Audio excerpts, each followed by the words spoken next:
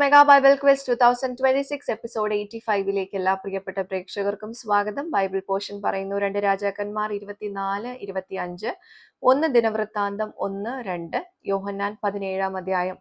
ഈ പോർഷൻസ് നിന്നാണ് ഇന്നത്തെ ക്വസ്റ്റ്യൻസ് ചോദിക്കുന്നത് കേട്ടോ. എല്ലാവരും ഓൾറെഡി വായിച്ചിട്ടുണ്ടാവുന്ന അറിയാം.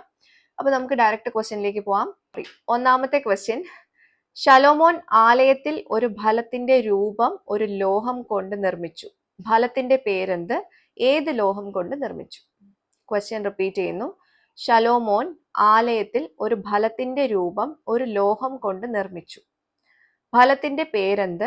ഏത് ലോഹം കൊണ്ട് നിർമ്മിച്ചു? രണ്ടാമത്തെ ചോദ്യം, എന്റെ പേരിന് രണ്ടക്ഷരവും ഒരുപോലെയാണ്, പേരെന്ത്?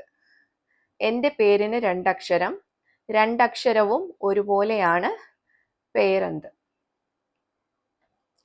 മൂന്നാമത്തെ ചോദ്യം, ഒരു രാജാവിന്റെ ഇരിപ്പിടത്തെ മറ്റൊരു രാജാവ് ബാബേലിലെ സകല രാജാക്കന്മാരുടെ ഇരിപ്പിടത്തിന് മുകളിലാക്കി വച്ചു. ആരുടെ? ക്വസ്റ്റ്യൻ റിപ്പീറ്റ് ചെയ്യുന്നു. ഒരു രാജാവിന്റെ ഇരിപ്പിടത്തെ മറ്റൊരു രാജാവ് ബാബേലിലെ സകല രാജാക്കന്മാരുടെ ഇരിപ്പിടത്തിന് മുകളിലാക്കി വെച്ചു. ആരുടെ? നാലാമത്തെ ചോദ്യം, എന്റെ പേരിന് ആദ്യം 2 അക്ഷരമായിരുന്നു, എന്നാൽ ദൈവം എന്റെ പേരിനെ 3 അക്ഷരമുള്ള പേരാക്കി മാറ്റി. എന്റെ 2 പേരുകളും പാഠഭാഗത്ത് അടുത്തടുത്ത വാക്യങ്ങളിലുണ്ട്, ഞാൻ ആര്? ക്വസ്റ്റ്യൻ റിപ്പീറ്റ് ചെയ്യുന്നു. എന്റെ പേരിന് ആദ്യം 2 അക്ഷരം ആയിരുന്നു, എന്നാൽ ദൈവം എന്റെ പേരിനെ 3 അക്ഷരമുള്ള പേരാക്കി മാറ്റി. എന്റെ 2 പേരുകളും പാഠഭാഗത്ത് അടുത്തടുത്ത വാക്യങ്ങളിലുണ്ട്, ഞാൻ ആര്? അഞ്ചാമത്തെ ക്വസ്റ്റ്യൻ, യോഹന്നാൻ 17 അധ്യായത്തിൽ യേശു ഇസ്കരിയോത്ത യൂദയെ വിളിച്ച ഒരു നാമം മറ്റ് സുവിശേഷങ്ങളിൽ കാണുന്നില്ല, ഏതാണ് ആ നാമം?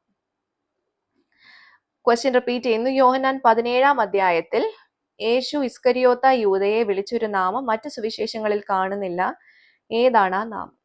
അപ്പൊ ഇതാണ് ഇന്നത്തെ 5 ക്വസ്റ്റ്യൻസ്. എല്ലാവർക്കും ക്വസ്റ്റ്യൻസ് ക്ലിയർ ആയിട്ടുണ്ടാവുമെന്ന് കരുതുന്നു. വേഗം നിങ്ങളുടെ ഉത്തരങ്ങൾ താഴെ കാണുന്ന വാട്സ്ആപ്പ് നമ്പറിലേക്ക് വിത്ത് റെഫറൻസ് അയച്ചോളൂ. ആൻസേഴ്സ് നാളെ റിവീൽ ചെയ്യുന്നതായിരിക്കും. അപ്പോൾ ഉത്തരങ്ങളുമായിട്ട് നമുക്ക് നാളെ കാണാം. Children's me angel signing off. Bye and take care.